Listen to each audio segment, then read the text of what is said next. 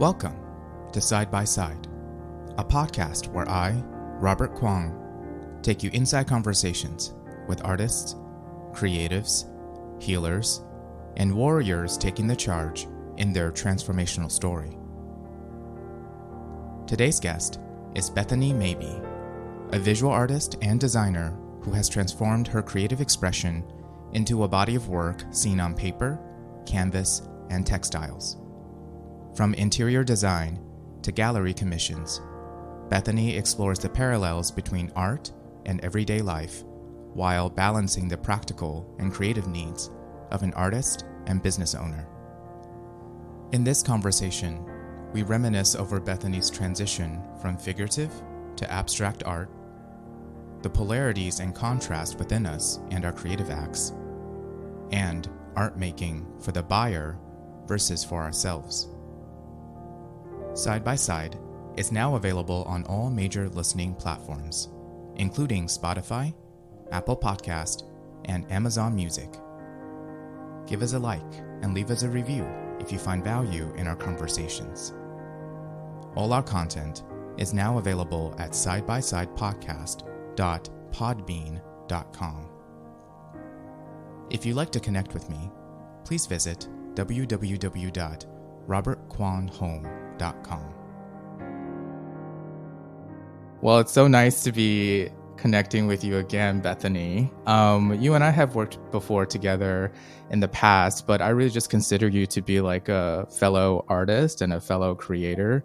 It's just kind of amazing to see all that you've created for yourself and your family. So first, let me say congratulations on your new fabric wallpaper collection. Oh, thank you. Yeah, what's it like having the launch with the textiles, which you've been working on for so long, you know? I've done my classic thing where I celebrate it quickly and then move on of what's next. And then I'm like, wait, no, I need to celebrate this. Yeah, I love, by the way, there are two things that I have to like gush about because genuinely this is just me. I love your website. Your website's so beautiful. Thank you. Then I'm obsessed with your textiles. Like there are things that like if I ever own a home or something like that, I would want those designs. I'm obsessed with your textiles. Well, thanks for that, Robert. Yeah, that's really great because I always wonder how those that are maybe drawn to my art perceive my textiles. It's like, wait, where'd this come from? You know? So Really? But I have found a connection between them now, which I was searching for when we were working together. I don't know if you remember that. I was kind of trying to find where's the soul of these textiles. Oh my gosh. I mean, it's just, I think, to me, you found it, but I love to hear more about your internal process too. And I don't want to assume really, I just see like your art and your creative process just being accessible in these different mediums, really. Yeah, and I'm really curious where you think that comes from. What are some of your earliest memories around painting and drawing? Were you always that person? I was always that person, but I was the person that did it in the way that I was told was a good job. So, I would sit and draw my dog or draw my friends, anything that was extremely realistic and let the perfectionist pleaser in me come out. So that was my way of giving my love, though, to everyone around me. Like I would make pictures and frame them. And it was really fun to have that as an expression as a kid. I feel like as a kid, that's interesting. I haven't realized that till just now. That was kind of my way of showing. It was like a nonverbal way of showing my love, which was actually a really cool tool for me to have because it was more difficult for me to articulate it verbally. So these are things that you can just share with people as well, right? Yeah, exactly. And then because I was doing more realistic drawing, it was a lot easier for me to kind of pinpoint something that was important to them and draw it. Whereas now I feel like I'm doing that more for myself, but yeah, I was that kid a little bit. I would draw for fun and everything, but I'm curious, back then, did you want to be like a quote unquote professional artist? Is that even something that you thought about? Yeah, I did. I just knew that was the one thing where I felt like myself in, and any art class I was taking, that was just kind of where I felt at home. I just don't think I had a lot of examples of ways that could show up. And so I was like, okay, I want to go to college and major in fine art. And my parents were like, that's not going to happen because you're not going to get a job, which is just a kind of a testament to the messaging that was received around being an artist. So I did graphic design, which I hated. It was so technical. I mean, I did it, grit my teeth through it for the degree and have never done anything with it. But at least it allowed me to take studio courses and explore that side of myself. Even though it wasn't the main focus, it was still part of the curriculum. So I think that was really helpful. Is it just like the visceralness of the painting itself? Like the process it's just, yeah, I think you just prefer that? Yes. Yeah. Because even in college, I would do the studio courses that were required and do the assignments. Yeah. I don't think it was until I probably graduated and I was living in Chicago, and it was a very private thing. Like one day I was like, okay, I'm going to try this abstract thing just because I was always drawn to it. And I didn't really tell anybody because I didn't feel like I could claim the title of that. It was kind of like, you have no business doing this. Do you remember that time in your life and like when you first started exploring with abstract images and color and symbolism? Like, what did it mean for you when it was just starting to kind of come out? I think it was the first time I was just in a place without rules. Like I grew up with so many rules and it's like, it was such a freeing experience to be like, really, I can do whatever I want here. Right. There's no rules. And so it was just playing around. And I look back at my work at that time and it is, yeah. I mean, now I look at it with fondness because it is interesting to me how circles were kind of my safety zone at that time. And now they're still obviously present in my work, but I think it was almost like, okay, here's this really, uncharted terrain of abstract work, but I'm going to put a circle on there because that's it's a familiar shape. It feels like something grounding to me, but now I feel like there's loads of symbolism that I pull from that, but it is really interesting to me that showed up really without any intention from the get-go. Well, symbolism is very much, like you said, prevalent in your work. And I'm curious if you'd be willing to talk about like symbolism in your work relative to colors and shapes that are repeated. Like, what are some of the themes for you in your work? Yeah, I would say that I think when I left Chicago and moved to Peoria, I rented a studio space and I was like, okay, I'm going to devote myself to this. And I think the work that I was doing then, it was so heavy in contrast. It needed so much darkness, in my opinion, to convey any emotion or moodiness. And I think that's what I was trying to do at that time. It was almost a cathartic way for me to kind of get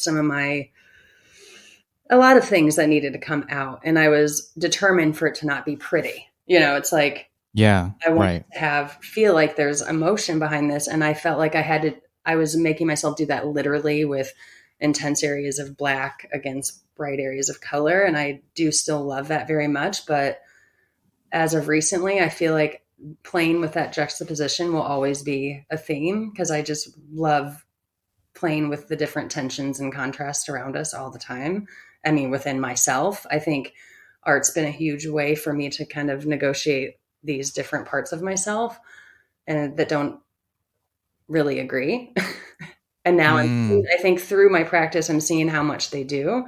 And so now I think I'm playing more with a lot of fluidity and just watching the water and the paint interact together, which is really fun for me. And then I'm going back over that with some more intentionality of harsh, kind of bold lines. And to me, it's been a fun play on my more feminine energy and my more masculine energy. And just kind of the fact that I'm even letting that fluidity come into my work is a testament to like my ability, my own personal work and kind of softening up, which has been a big part of my healing journey. So it is just to me, a tangible way to kind of express other things I'm working on within myself. And it's not like I'm setting out to do that in a very literal way. It's just that it automatically kind of comes out and gives me another thing to reflect on after and find symbolism in. Yeah, it's a way to externalize something that we're internally processing. And sometimes that can be really helpful to kind of like look at it from a more quote unquote objective perspective and just to be able to work with it in some way. Exactly. And I know so many artists, myself included, who kind of, we do use art and our creative process as kind of like a healing journey of sorts to reconcile and resolve things within us. Mm-hmm. And also sort of a way to keep track of how we're doing a little bit as well. Exactly. So, like, do you have examples of like that showing up in your work? Like, an example I have is like, there are times when I know it's like, I'm not rushing to get to the piano the past week. What happened? Like things like that, right? Yeah, for sure. I feel like it's such an amazing record of time and of yourself, because there are definitely pieces in the titles I gave those pieces from maybe, 15 years ago or more, and where I'm like, oof, okay, that was, I was going through something, but now I do feel like it's more of like a tool to kind of see that kind of barometer of that connection you're feeling. Because I do feel like when I'm in a little bit more of my left brain workaholic rush mode, I lose connection to my art, and then I step away from the studio, and all it takes is me just stepping back in there to regain that. But it's interesting how I can pull away from it for a while, because I'm like, well, I don't know if that's even who I am. It's kind of like a constant struggle of like, should you be doing this? Yeah. Is that authentic? Maybe it's not authentic. Yeah. Maybe that's authentic. Right. At least that's been the case for me. But, you bring up something that's very much some artists have to grapple with, which is like balancing the practical needs of living and being an artist with like making sure you have the space for your artistic spirit to like flow and, to have like an ongoing evolution of that. Do you have anything to say, or like maybe a little bit of advice in for others and for yourself in balancing these two aspects? There's just like the creative process, and then there's, I guess everything else in life. Yeah. Well, I think everybody has their own trial and error that they almost have to go through, right, to figure out what they really want. Because I think, that's true. I think I agreed to a lot of things the last few years that maybe I didn't want to do, but there was a monetary, it's like, okay, well, that's money, so I'm going to do it, know? And now I think that's been the struggle for me, is finding that balance between really giving myself permission to just revel in the process and make what I want to make, versus that constant voice in my head that's like, well, this sold well, so should I do more of this? And whenever I focus on that, I get so just burnt out. And I think that it's just such an easy dialogue to have with yourself, though, because the paintings that I personally love the most don't seem to sell. And the ones that I make where I'm like, I don't know, I'm at ease with it, but I'm not in love. And then those are the ones that sell. And so it's an interesting relationship of, I've talked to I've recently had a conversation with somebody else about that and how that happens with her as well. And we're just like, what is that? But I do think that there has to be a back and forth between, yes, doing what a gallery needs, or knowing what a commission needs, but saving space for the playfulness that doesn't require that.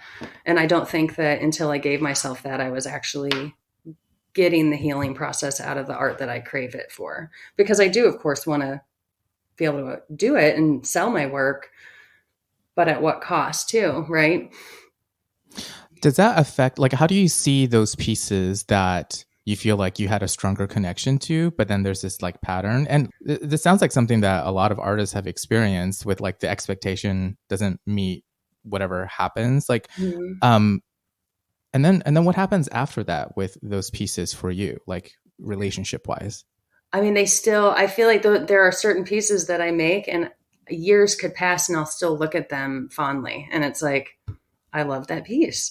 And even if it hasn't sold, I still at least have that for myself. And I have that image. I still have a record of it for myself. So it still is fulfilling. And it's the feeling of selling a painting it's always an incredible feeling. It's such a form of validation. And even if you don't want to claim that you need that, you continually do. And so I think that it's honestly an ongoing struggle, because I feel like it's a constant question of, I want to continue to evolve as an artist, but yet I have to maintain this language that I've created that people expect. And so it's I don't know that I have the perfect solution other than me just being in the studio enough to create both works, I guess, where it's like I'm still kind of in a way almost fulfilling those obligations that I have as an artist, but then letting those, still having maybe the courage to give the gallery something brand new and see how it goes. And I feel like that happened this year where I was doing some collage, and it was scary to even send it to the galleries because it's like, this is not what they're used to receiving. But they had a good response. So it's like, for me, it's on me to take that leap. Whereas I feel like that's not always easy to do. Yeah, it's a huge leap and very vulnerable too, because especially when you're saying like, this is a new side of me, right? And that's a huge vulnerability to me. And it does take a little bit of, I don't think there's one right answer for everyone, right? Yeah.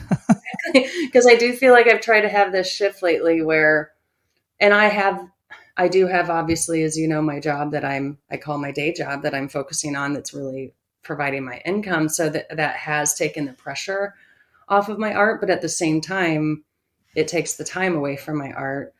And so I don't know if there's really a happy medium, because if you're devoting all of your time to art, you have to put the monetary pressure on it in some capacity, right? Yeah. So, because I think before I was very, maybe even bitter that I had to do the other work. And now I'm really embracing that that's actually quite a gift to be able to have that source of income and allow myself to let my art be something that's truly for me, and trust that if I'm continuing to find myself and create from something authentic, that those that love it will find it. Right. Right. And I do believe that that's true. And I think it just takes some trust and patience. Yeah. Trust and patience for sure. And, early on when I was sort of getting back into playing piano, someone actually, like a friend gave me like a reading, and there was one line that I could not forget, which is like, oh, your ancestors, your guides, however you name it, wants you to know that not everything you create needs to be shared. Some of it is just for you. And so there was like a reminder of just like, make sure that there's still some things that's just for you. Yeah. And truthfully, I have no idea what that line is. Like there are times when I'm excited and something's coming up and I'm sort of like, oh my gosh, like I love whatever I just played, but I don't know whether that excitement means I should like keep it to myself, like really treasure it, or like, share it with the world, so to speak. I don't. So true. I'm still figuring. Maybe that is more permission to not assume perfection before you put it out. Maybe. Yeah. That's interesting. It's hard because if you love it, you do want to share it. Although sometimes that's funny because even when I do love something, I'm almost more intimidated to share it. Because it's more vulnerable of like, I'm loving this. Is that going to be bursted in moments as soon as I share it? Right. Yeah, totally. Yeah, that's so true. And speaking of like, having to meet obligations and, getting building yourself as an artist, but then also having to fulfill these, partnerships and things like that. How do you navigate or get through like a creative rut, quote unquote? Like if you experience that, what are some things that have helped you sort of get back in the zone? Yeah. Well, the first thing that came to my mind is I'd pause and do like a full rearrange in the studio. I feel like the space itself. Space needs a shift. It's like, I can't, if I finish one body of work, let's say I'm working on like several paintings at once because I have a show or something, I cannot start anything new without a complete space shakeup, because it's like I need to reset everything. But I think if I'm having that, usually helps. And I feel like the works on paper that I've been doing were kind of an accidental thing I created for that, where it was like, okay, it's almost a warm-up exercise of me getting reacquainted again with the materials. Because I feel like my paintings have such a difference between the beginning and the end of the process that by the time I've finished some pieces, I'm in such a different mode than I need to be when I'm staring at a blank canvas. Yeah. And so it is an interesting, like, how do I get back to that part of me that likes to look at a blank canvas and wants to engage with it as opposed to feel frightened by it. And so, yeah. Yeah, I've definitely encountered that. I think like I'm thinking of writing in particular, like when you start it is going to feel and be so different by the time you finish that written project. Yeah. You know what I mean? Yeah. And you kind of, it's a little Twilight Zone-y to me. Yeah. It's very trippy and surreal in some ways. For sure. Yeah. Because you have to, as it goes on, you're adding layers. I mean, whether that's physical layers or, Yeah. layers. Yeah. Doing that is a very different, like, there's such an improvisational in the moment thing when I'm just putting color on the canvas initially. And it's such a cherished phase of the process, but that also has to have a cutoff point. And then you have to think about, okay, what's the actual composition now going to be if it's a big piece? So I feel like the post initial layer me is so different because she's having to make more intentional choices as opposed to just in the moment, no plan choices. So it's, Yeah. so I've enjoyed actually observing those parts of myself coming through in the duration of creating a painting, which really is the same as what's coming through for me when you span out and see the difference between my daily work and my studio work. And then out of that, it's like almost every area of my life, there is that, for anyone, almost that tension between what's intentional and what's maybe unconscious or on it, And so I think that I love seeing those differences in myself come out. Yeah, I feel like the word contrast is coming back up again because that's also like a term that, I think it's like a spiritual term. Like life has a lot of contrast, and sometimes that's a helpful perspective when you're going through ups and downs. It's sort of like life is just reflecting a contrast so that you can have a sense of awareness. It's not always comfortable, of course. Exactly. And art can be like another way to reflect back what you're experiencing in life. In fact, I want to read something that you had spoken about in an interview. Oh, okay. There are times that my style feels loose and free, and other times it feels rigid and forced. I think this is what comes with being an abstract artist because it is a reflection of what you have going on in that moment. And so like when you talk about all these things, it's from like an old like blog interview that I saw. Wow. Nice freeze. I know you're like, I'm smart, girl. I'm not. You're like, oh, hearing yourself. I'm like, what do you mean? There's an interview quote, but that's great. Thanks for doing that back because yeah. Anyway, continue. I sort of see you as having this inner writer. Like I've even like on some Instagram quotes have like I found like really moving. Aww. But you spoke about like one way that you get over like a creative rut is to just do some smaller projects and exercises on paper and stuff. Yeah. So I'm really curious because this is not, my wheelhouse per se, but you do create art on paper, on canvas, on textiles, and also collages using leftover material. So how do you distinguish between all of them? Like, how are they different to you? And, or like maybe it all kind of flows. How do you make sense of it?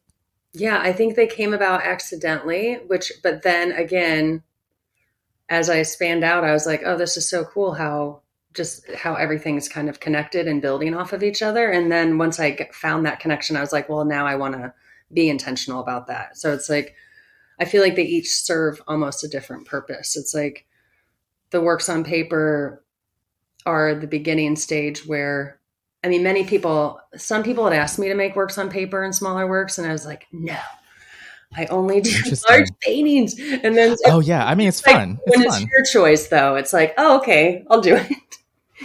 Because I decided myself to do it.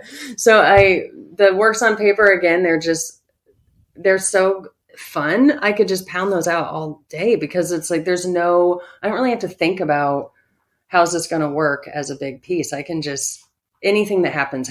And if it doesn't work out, it doesn't work out. I can cut it up later and use it for collage. So it's almost like making these works on paper kind of warms me up and helps me determine what my palettes are going to be for a bigger piece. So then I can kind of almost use that color reference for a larger piece. And then also the larger pieces kind of bring in that other element of adding those more geometric shapes on top, which to me, again, is a fun play on the contrast between that fluidity and that more bold line. And then I think the textiles, those came about where I'm scanning my paintings anyway, to have high res images. So it was just kind of one of those things I played around with where I took like a tiny area out of the painting and then digitally played around with how that could become a pattern. And so for me, that process, it's very cathartic because it kind of feeds that analytical brain of mine where it's not really, there's an unexpected element to it because you never know what it could become, but there's also some intentionality to it. And it's just very cathartic to sit on the computer and be surprised by what can unfold when you just start mirroring or repeating or taking all these bits and pieces and creating a pattern out of it. And I'm also just, fascinated with finding patterns in anything in life. Like that's kind of what I nerd out over. So to me, it was interesting that I realized after the fact that like, this is kind of just another extension of what you're kind of doing in life everywhere, looking for the cycles and patterns and everything.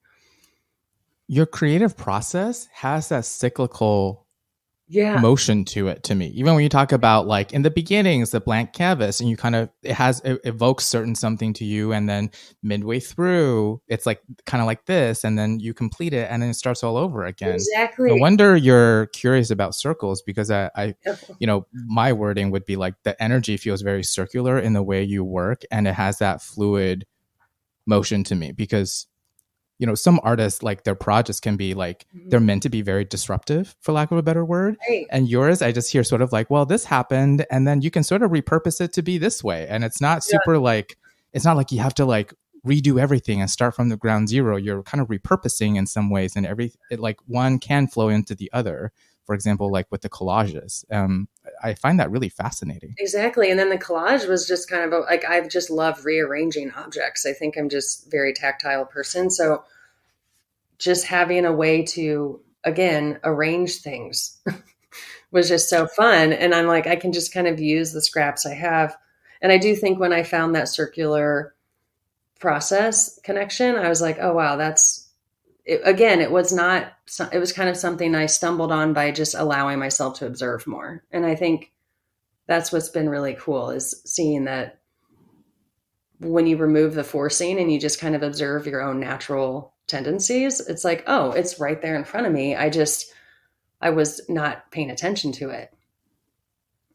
Yeah, very subconscious, right? And sometimes and sometimes that can be quite magical too. But I do think like developing the awareness is quite powerful because you can make strong choices, right? Yeah, exactly. And even like I'm thinking now, your abstract style reminds me of like when people who have what's it called, synesthesia, and they're like listening to something and they're like, this is what the color it is. That's kind of, and it's always usually abstract. It's not like they're like, oh, I'm seeing a dragon boat or something. It's always like very vivid colors and patterns and shapes, and they're kind of like waves and things like that. That's what I've heard described. And your artwork has that component that sometimes is like, I bet, I've said this before, I was like, I bet there's like I could think of a sound that to me reflects the visual, you know what I mean? I love that, because I do feel like color does have a similar frequency or feeling to it, like sound does, which is why I remember we talked about like collaborating on something like that. I just think that would be the coolest thing, to find the connection between sound and color, because to me they share a lot of the similar properties. Have you gone to one of those like Van Gogh immersive experiences? I want to, yeah. Like that's kind of what it reminds me of, because there's obviously all the visuals, it's Van Gogh, but there's because it's Van Gogh, they're playing like classical music from that time period, and it's really synced with all of the visuals, and and then they'll have like biography and history, and also they're playing with physical space because they have to like arrange it so people move through the experience in a certain way. And I remember thinking, this is so immersive, but it's very multi-sensory and multimedia, right? Like it's kind of using a little bit of everything. Right. I love that so much. Thank you for reflecting that. That's pretty incredible, actually. I was just trying to think of examples where they can like interplay. And if you ever do like see something like that, I would love to get your Yeah. like response See what to an how it experience like works. that. Sure. Yeah. I was going to say the cycle, the pattern seeking and the cycle seeking, I think it's probably a coping mechanism I use in everyday life it's almost a permission slip of like, okay, I'm not going to be this. I don't have to be a robot that's this way every day. So I think that when I can detect cycles or patterns within myself or my cycle or my time in the studio or nature or other people, it's like, okay, I'm this way right now. And maybe if it's not a desirable state, it's not like it's not going to turn into something else and come back around. It's like everything's always shifting and changing. And I think that my logical mind craves something that's kind of systematic before it can be as free as it is when it paints. I love the sense of freedom you get out of painting, truly. And I don't know how it ties to like your curiosity. You've spoken about how you've been always into personal development. You wanted to like explore more. You were just a very curious person always. Do you see a connection between that and like your creative life? I don't know how they interplay, but I'm curious. I think I've always compartmentalized them as something separate, but I think even after working with you, I feel like that was a huge shift for me in seeing the connection that they both have and how much they play off each other. And I think there's still a lot for me to learn there. I think I see them being combined. I just don't know how, but I see that happening. So I'm kind of excited to see where that goes. What have been some things that have been really curious for you or genuinely has been, beneficial and helpful as far as, personal growth, spiritual development, anything like that? I mean, honestly, even what I just said about, I think that I've spent, probably my entire life trying to figure out, I have such a strong split in the middle of this logical, systematic OCD brain. And then I have this really open side to myself. And I think that I almost used to let them argue with each other. And now I'm realizing that they feed into each other. And I think that the things I've been drawn to over the years, I think that there's always been a system to it. It's like, yes, I was raised, with Christianity. And so of course it's like studying the history of God to give myself like permission to question and leave that behind. And so for probably the last like 25, 30 years, it's just kind of finding different things that speak to me. And if I look, they all had something systematic to them. It's like, here I find human design and it spoke to me, or numerology or gene keys. And I feel like those things I'm realizing are something that my brain gets excited about to find the order in. And then that allows me to be more explorative and apply it in a very general, non-pressured, dogmatic way. It's like, and I feel like that's almost as what I'm seeing in my process too. It's like I created this container of a cyclical process, but yet I can play within that. But there's something about creating that container, Yeah. Yeah, it's like not a split in that sense because like you do like the structure and you're there to be curious and learn these different structures and foundations. Yeah. But then it can also help you break free from those in some ways. Exactly. But it's like it's like how would you do that if you don't first understand where you're coming from, right? Those foundations first. And I think for a lot of us when we talk about spirituality or faith, it's a lot of like these deep at times very intangible things that we care about, like hope and dreams and faith and forgiveness. And art, I think, is one way that we make sense of it and find meaning in it. But I think, for lack of a better term, spirit and our connection to spirit can be another way for sure. Yeah, absolutely. Yeah. And I think that I do think that there's a connection to that artists feel when they're, anybody that's making anything. I think that when you're when you're creating something, I think it opens up that right side of your brain that I think is more connected to those softer parts of ourselves that are more open to flowing with life as opposed to controlling life. And I think that there's so much that we do to exercise our left brain every day. So I feel like doing anything creative kind of opens that other side up and allows you to flow with things more. And so if anything, it's just been another mode for me to do that with. Yeah. This is a bit kind of a fun question, if you will, Yeah. but are there some artists or even people that you just know personally? It doesn't have to be like the masters or anything, but there are artists that have really inspired you, or artists that you just find to be very memorable personally. That's a good question.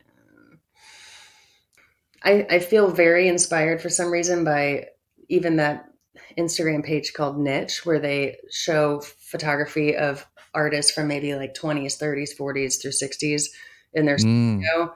And to me, I think that any artist from that time frame inspires me, no matter what the style, because there was such an isolated way that they created where it seemed like they had complete, and, they're just like sitting in their studio with just stuff everywhere, smoking a cigarette, doing what they love. And there was no outside influence. I just think we are so influenced by everything now. There's just so much to see. And I think that I'm just inspired by that, just those earlier eras of art making where they were able to just create from their own place. And then probably why it wasn't appreciated till they were gone, right? But it's like there's such a beauty to creating from that place that I feel like sometimes we lose now. Yeah, does the word originality come to mind when you feel like with some things that we're really fighting and losing maybe at times? Because I've seen you write about that a little bit, which is it can be a challenge sometimes to find people who genuinely value original work because of the fact it's original and someone put that time and energy into it, right, versus something that is, I don't know, auto-generated or whatever, right? But like, how do you see things converging right now? And what are some things that you're looking out for or perhaps concerned about? I mean, I'm frightened by AI and intrigued. I think for me, any loss of the tangible world, I mean, it even makes me a little emotional to think of. Like, I think that's such an important part of our connection to the greater whole of what we're a part of. And I think, I mean, that's why being in nature is so healing. I feel like why making art is so healing. I just think that sense of touch that we're here to experience and feel the world through, the loss of that freaks me out. Yeah, it's so funny you say like almost like a little bit of grief came up, I think, when we were talking about that. But when you talk about the 20s, 30s, 40s, not for everyone, but in some ways it was kind of a gilded age for artists and for creativity for lots of different reasons. And I think now some of that is because of the demands and obligations of modernity really is kind of getting squeezed a little bit. And it is something that I speak about with other artists in particular. Artists overall are just sort of like, it's art because it's real. And and I think the messy part of it, like even just it's still so gratifying to have to wash things off my hands and have my stuff all over I mean, even if for anybody that you're doing anything where there's like an evidence of the mess that you created to get there, it's so beautiful, and so, I think I'm just nostalgic of simple times for some reason in general. Yeah, I understand. Fight technology forever, probably. I have this like quote that I have from you. You wrote it in an Instagram post. I think it was for your birthday post, and I found it so moving. Could I read it out loud for this conversation? Okay. It's a little long, so bear with me. Okay. But you wrote, "I don't think that anything could have rescued me from those cries for control other than age, time, and perspective. There's an insatiable part of me that craves a constant learning hole to dig into so that I can keep going below the surface. But I think there comes a point where you've dug and dug for long enough that you finally get to the core of it all. And once you get there, everything feels so simple, almost instantaneously.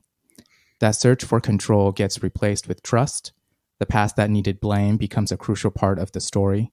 The cry for connection gets filled by the simple act of slowing down and hearing yourself. And the mystery and magic that once needed to be proven becomes apparent at every corner, just by stepping outside to see what tricks my plant performed overnight. Or a conversation, an idea, a song, the little things that were once ignored by the haste of it all.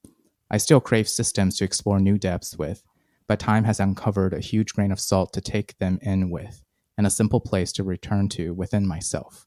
I thought that was so beautiful. And you were talking about that a little bit of kind of exploring in these different ways and having such desire to like get deeper, right? Mm-hmm. And then also it kind of also like freed you to be able to break out of these structures in some way. Anyway, I found that incredibly moving. Yeah, that was very fitting too to what we were just talking about. I don't consider myself to be a visual artist. For people who are like really shy, because like this comes up with music too. For people who are like this, I think this could be really fun, but I'm really nervous. I'm not an artist. I haven't done this in ages, not since I was a kid. If you meet people like that, what would you say to someone to sort of help them get started, you know, with something that's creative and visual for them? Yeah, I almost feel like embracing that shyness to begin with and almost closing yourself in a bit and just giving yourself time to create something without outside noise so that you feel like you create almost your own visual language that still needs figured out over time always, but yet there's an element in your work that feels like only you and no one else. And then I think that kind of almost, even if you're still questioning whether or not it's good enough to be in the world, it's still at least yours. And that almost gives a little bit of confidence to then break through that shyness, I think. Thank you. That really resonated with me, which is like to start, maybe like really protect it, like keep it. It's for you first and foremost, because it comes from you. Right. And so having that, I almost hear like that's kind of what you did when you were transitioning to figure out what your style was as an abstract artist. Right. You kind of talked about how you really like hunkered down and was kind of in your own little bubble for a little while because it needed that. Yeah. Exactly. I haven't thought of it that way, but that's pretty important. Yeah. Yeah, awesome. If people wanted to check out your artwork, your portfolio, and maybe want to connect with you and work with you in some way, what's the best way to find you? Just Bethany Mabee Art on Instagram, and then same website, Bethany Mabee Art. I'm really, which I'll be linking on my Instagram, but I'm really excited to kind of develop my Substack as well, just to kind of have a place to write about these reflections without the space constraints of Instagram. So that will be linked on my Instagram as well. That's awesome. Yeah, I would love to check out your Substack, whatever you do with it. Is there anything coming up because actually quite a few US listeners. So if there's anything coming up where they can check out your work in person? Yeah, I work with galleries in South Carolina, Des Moines, Iowa, and Tulsa, Oklahoma, and Charlotte, North Carolina. So if you live anywhere in those areas, they'll at least always have work on display. But right now I won't have an actual show in person again until early next year. But awesome. Yeah. That's awesome. Yeah, I know quite a few folks from North Carolina. So I hear that's quite like, it's actually kind of a artsy center of sorts. So. Yeah, Greenville is in South Carolina, but it's only like 45 minutes from Asheville, North Carolina. And it's a really cool area for sure. Awesome. Yeah. Well, Bethany, thank you for connecting with me today. This was such a pleasure. And like I said, truly, like when I saw it on your website, because I knew you did textiles, but when I saw it on your website presented, I was like, that means this may not be PC, but I was like, all the gays should have this textile. I mean, you have no idea how happy that makes me. That's I was like, it's fabulous. So anyway, thank you for your time today, Bethany. Thank you, Robert. This has been fun.